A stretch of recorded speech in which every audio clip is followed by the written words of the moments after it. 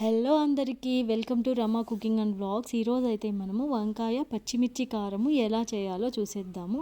ముందుగా అయితే మనము మిక్సీ జార్లోకి వెల్లుల్లి, పచ్చిమిర్చి, కొత్తిమీర, జీలకర్ర వేసుకొని మిక్సీ పెట్టేసుకోవాలండి. ఇలాగా బరకగా ఉండాలి.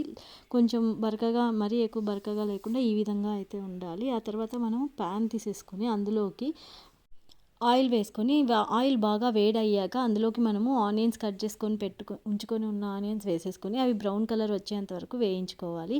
ఆ తర్వాత మనం కట్ చేసి పెట్టుకున్న వంకాయ ముక్కల్ని కూడా వేసుకొని బాగా ఉడికించుకోవాలి. అందులో కొంచెం ఉప్పు, పసుపు కూడా 50% ఉడికిన తర్వాత ఉప్పు, పసుపు యాడ్ చేసుకొని బాగా కలుపుకోవాలండి.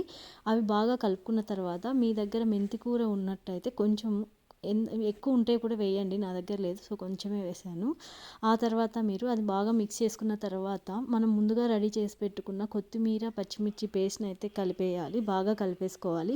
ఇది కొత్తిమీర, పచ్చిమిర్చి అయితే బాగా పచ్చి వాసన మొత్తం వెళ్ళే అంతవరకు వేయించుకోవాలి. అది పచ్చివాసన వెళ్ళిపోయిన తర్వాత కొంచెం ఆయిల్ బయటకు వస్తుంది కదండి, అలా చూసుకొని మనం దించేయాలి. అంతే అండి, ఎంతో టేస్టీ అయిన పచ్చిమిర్చి, కొత్తిమీర, వంకాయ పచ్చిమిర్చి కారం అయితే రెడీ అయిపోయింది. చాలా అన్నంలోకైనా బాగుంటుంది, చపాతీలోకైనా బాగుంటుంది. మీరు కూడా ఒకసారి ట్రై చేసి చూడండి. Thank you.